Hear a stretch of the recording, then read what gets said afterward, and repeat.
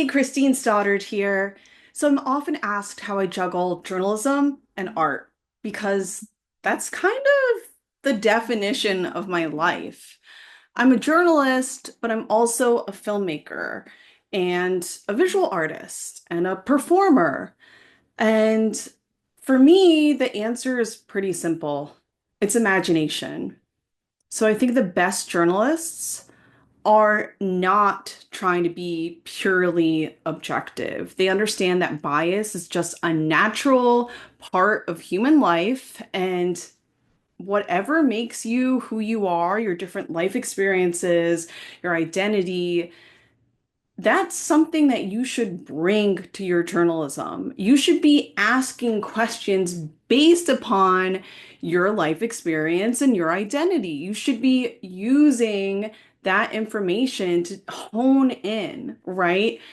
Just by nature of the very nature of who you are, you're going to ask questions that other people wouldn't necessarily ask. And all of that, all the varied textures just make or can make, if you allow them to flourish, can make your writing, your video, your photography, whatever you use to report, more textured. And I think that's a beautiful thing.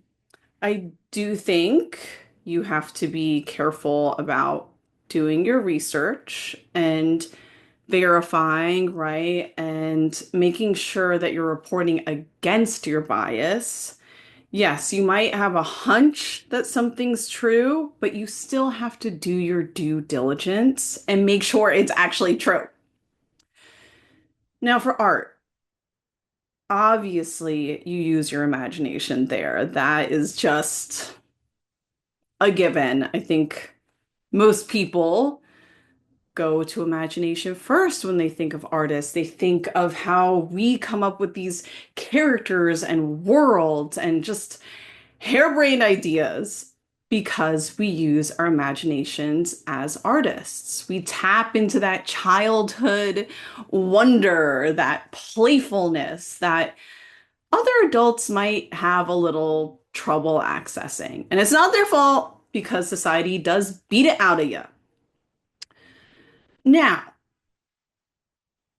some of that like really rigorous way of thinking that comes into journalism, good investigative, thorough journalism, can also come into art. And I think that is not something that people necessarily think about.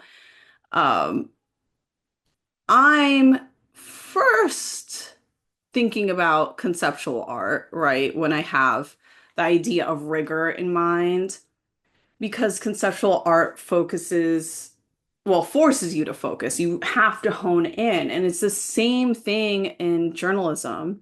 In journalism school, they really pushed the nut graph. And I hate thinking of it as this formulaic thing. I personally don't go to that four line, blah, blah, blah, a lot of the time, but that's because I tend to write longer, more expansive pieces. I very rarely, especially these days, write anything that's just like the 5 paragraph article. Um, because my work does tend to be more investigative. And when I'm doing video, it's the same thing. Like I like to get in it. But with conceptual art, you don't you don't have the same expansiveness that you have with expressive art. You have to define that concept and you cannot stray from that. At least if you're really following the rules of conceptual art. And you could argue, well, isn't the whole point of that to break the rules?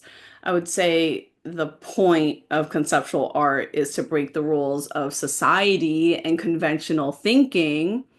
Like in journalism, there's a lot of questioning that happens in making conceptual art. Now, if you're painting a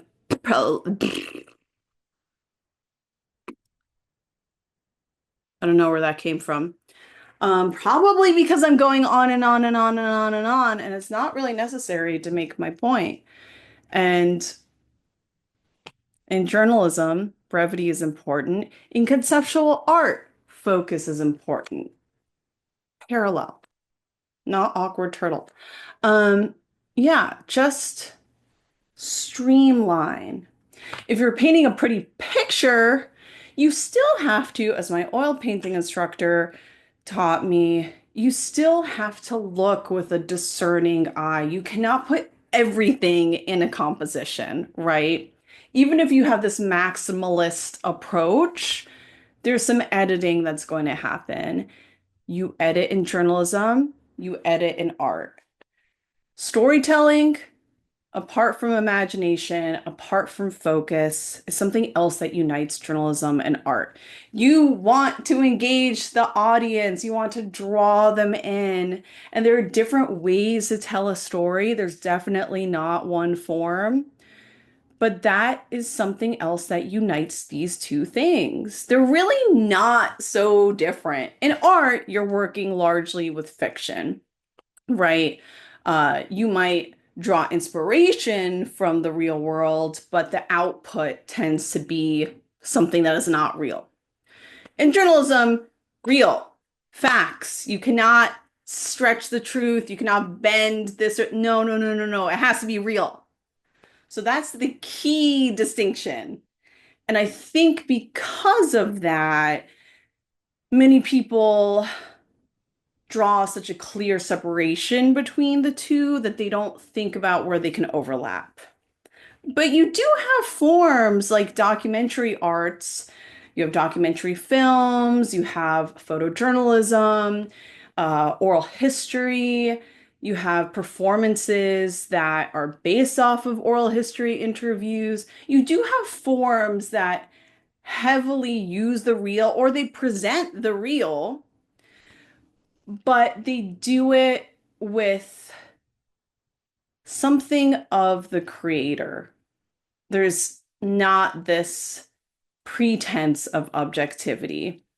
And again, I don't think objectivity in journalism truly exists either, but it's definitely closer to that than the arts.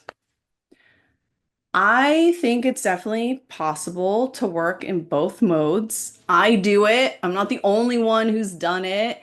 I think early on in my life, I really looked up to Joan Didion as an example of somebody who worked in fiction, but also nonfiction. And there are plenty of other examples out there. I think that every creator has to be discerning about what mode they're going to use, how you're going to write something, if you do want to express it in an article or an essay, if you're going to write a novel, if you're going to write a play. And even with painting, are you going to take a more literal approach to what you see and make it photographic almost, or are you going to abstract and stretch and come up with this new version of truthiness, or just pull entirely from your imagination and don't look at the truth at all, the real at all? Um, don't limit yourself. That's kind of it's kind of just my lesson for myself and for others when they ask me advice. But you do have to think critically. You do have to make choices and you have to be able to defend your choices. Think things through. That's all for now.